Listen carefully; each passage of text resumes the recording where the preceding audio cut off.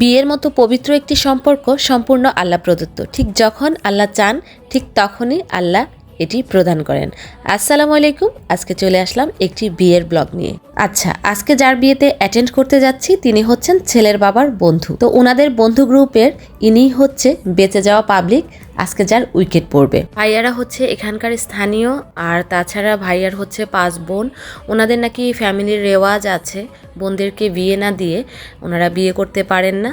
থাকতে পারে যার যার ফ্যামিলির রেওয়াজ, তাদেরকে তো মানতেই হবে। তবে কোন কোন অঞ্চলে আপনাদের এরকম সিস্টেম চালু আছে যে বোনদেরকে বিয়ে না দিয়ে ভাই বিয়ে করতে পারে না, কমেন্ট বক্সে অবশ্যই জানাবেন।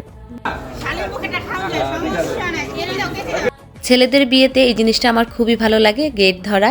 অবশেষে দরদাম শেষে আমাদেরকে ফিতা কেটে প্রবেশ করতে দিল। আর এদিকে দেখেন কি কিউট একটা মোমেন্ট, তারা দুজন দুজনকে দেখছে।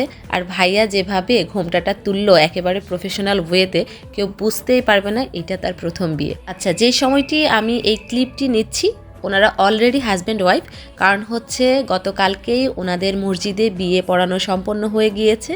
কেউ মাশাল্লাহ বলতে ভুলবেন না, আর এই নতুন কাপলদের জন্য অবশ্যই অবশ্যই দোয়া করবেন। তারপর আমরা চলে গেলাম বর আর বধূকে রেখে খাওয়ার জন্য, কারণ এইটাই নিয়ম। এখন বর বধূর সাথে সবাই মিট করবে, ছবি তুলবে, ভিডিও করবে, আর এর ফাঁকে আমরা আমাদের খাওয়া দাওয়া সেরে নেই।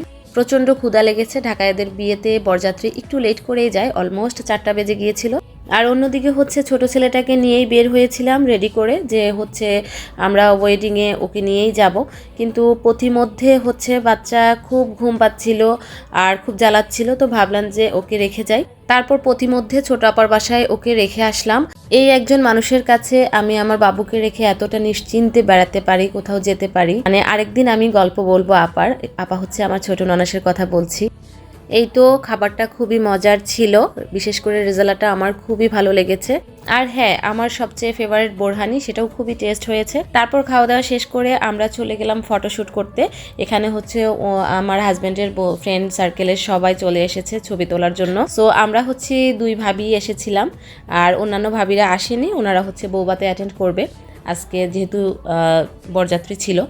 আর এখানে যখন দুলহা আর দুলহান খেতে বসেছে তখন আমাদেরকে সবাইকে ডাকাডাকি করছে ওনাদের সাথে শেয়ার করার জন্য, কিন্তু পেটে বিন্দু পরিমাণ হচ্ছে স্পেস নাই যে এখানে খাবো। তো ফ্রেন্ডরাও খাচ্ছে আর আমাদেরকে বারবার বলছে যে খাওয়ার জন্য। তো আমি জাস্ট একটা বোরহানি নিলাম, ওইটাই আমার জন্য ওভার হয়ে গিয়েছে। এই যে এক ভাবি, উনিও হচ্ছে আরেক ফ্রেন্ডের ওয়াইফ। দেখেন তো এই যে আসার পরও ফ্রেন্ড সার্কেলদের মধ্যে এই যে একটা বন্ডিং, এটা দেখতে আমার অসম্ভব ভালো লাগে। আমার হাজব্যান্ডের ফ্রেন্ডরা সবাই মাশাল্লাহ অনেক ভালো, এবং ওনাদের যে রিলেশনটা আমার কাছে খুবই ভালো লাগে। মানে সুখে দুঃখে সবাই সবার পাশে থাকার চেষ্টা করে। হলুদে অ্যাটেন্ড করতে পারিনি ছোট বাবুর জন্য, ওর ঠান্ডা লেগে গিয়েছিল, তাই রাত করে আসলে বের হওয়াটা আমি উপযুক্ত মনে করিনি। এই নিয়ে ভাইয়া বারবার বলছিলেন যে ভাবি কেন আসলেন না, হলুদে তো খুব নাচানাচি হয়েছিল, মানে ভাইয়ারা নাকি খুব এনজয় করছে, তো আমি নাকি মিস করে ফেলছি। যাক, শুনে আসলে আমার খুব খারাপ লাগছে, যদিও আমার হাজব্যান্ড ভিডিও করে এনে আমাকে দেখাইছে। যাক, ওনাদের আন্তরিকতায় আমি আসলে অনেক মুগ্ধ।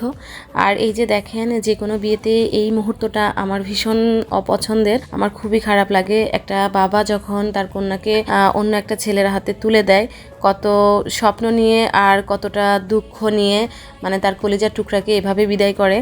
আমার মতো কে কে আছেন এই মুহূর্তে আসলে নিজেকে ফিল করতে পারেন এই জায়গায়, অবশ্যই কমেন্ট করে জানাবেন। তারপর হঠাৎ করে আমার মনে হলো আমি এত ইমোশনাল হচ্ছি কেন, আমি তো বরযাত্রী আর ভাবিকে তো আমরা নিয়েই যাব, সো ইমোশনাল হওয়ার কোনো কারণ নাই।